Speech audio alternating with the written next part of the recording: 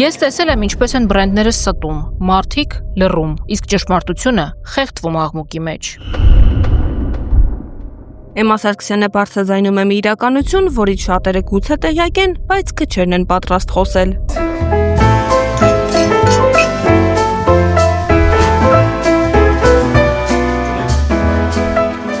Տեղի ունեցել PR-ը մեռած է գրքի շնորհանդեսը։ Գիրքը ոչ թե հրաժարվում է PR-ից որպես երևույթ, այլ հայտարարում դրա դասական խնամքով փաթեթավորված մոդելի ավարտը։ Եթե ժամանակին մարդիկ գնում էին ապրանքներ եւ ծառայություններ, հիմա ցանկացած ապրանքի ու ծառայության հետևում փորձում են գտնել ինչ-որ մեկին, ինչ-որ դեմք, ինչ-որ մարդ, ում կսիրեն, կատեն, կզզվեն։ Այսպիսով արդեն PR-ը վերածվում է զուտ էմոցիոնալ կապի,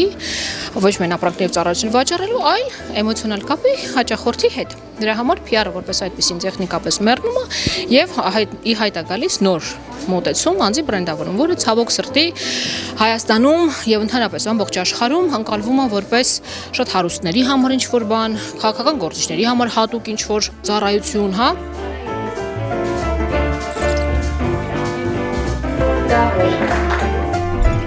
Հեղինակը երկար չի մտածել գիրքը գրելուց առաջ, այս ոլորտում ունենալով տարիների փորձ հասկացել է, պետք է այդ ամենը գրի առնել։ Ասում է, գիրքը բոլորի համար է ու հատկապես ոչ մասնագետների։ Գիրքը բոլոր այն կանանց համար է, ովքեր մտածում են, որ իրանք տեղ չունեն բիզնեսում, իրանք տեղ չունեն հանրային կյանքում, իրանք պետք չի անձի բրենդավորում։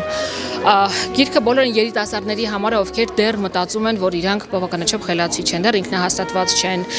այնքան խիզախ չեն, որ գնան իրանց երազանքի հետևից։ Գիրքը այդ բոլոր կարծատիպերն է փորձում կոտրի, որ հանրային կարծիքին հետևելով օրինակները հա ցույց տալիս, ոնց հանրային կարծիքը կոտրում է մարդուն։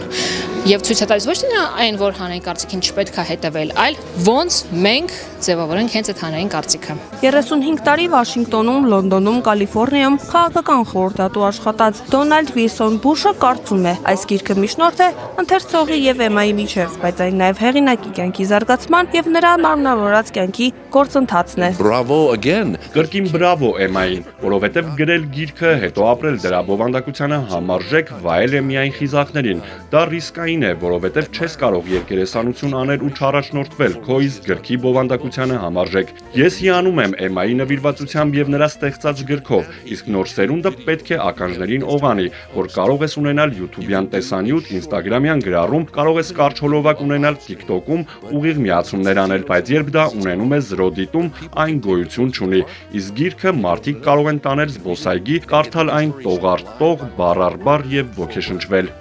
So I say, Emma, good job. Ապրես։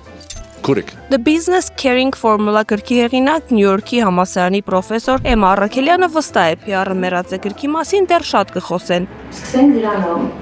Նա առանձնացնում է հեղինակի անձնային որակները, կրթությունը եւ փորձը։ Հարգանքով տեսա, որ իրացնողները եղել են բժիշկներ։ Եվ իհարկե բժշկի ամենակարևոր հատկությունը բժիշկ լինելու մեջ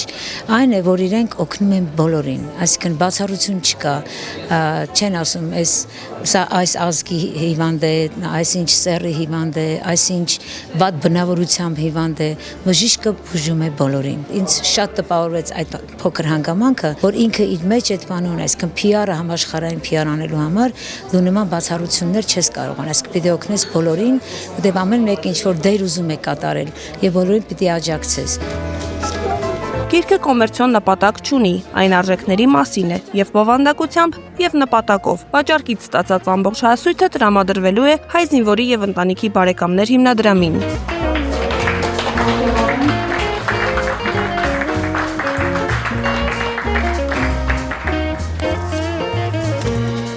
Փոխգործակցության ուշագիր ստորագրեցին գրքի հեղինակ Էմմա Սարգսյանը եւ հայ զինվորի եւ ընտանիքի բարեկամներ կազմակերպության հիմնադիր Ադամ Կավլանյանը։ 44 օրվա պատերազմը ոչ միայն խլեց հազարավոր անմեղ կյանքեր, այլ խոր վերքեր ցիկեց մեր հասարակության ոգի մեջ։ 2021-ից գործող այս հիմնադրամի առաքելությունն է կայուն աջակցության ցուցաբերումը հայրենիքի վետերաններին, զոհվածների ընտանիքներին եւ բոլոր նրանց, ովքեր տուժել են պատերազմի հետևանքով։ Ալինա Սիմոնյան, Տարոն Ղանդիլյան, Վազգեն Հովհաննիսյան, Տրիբյուն AM։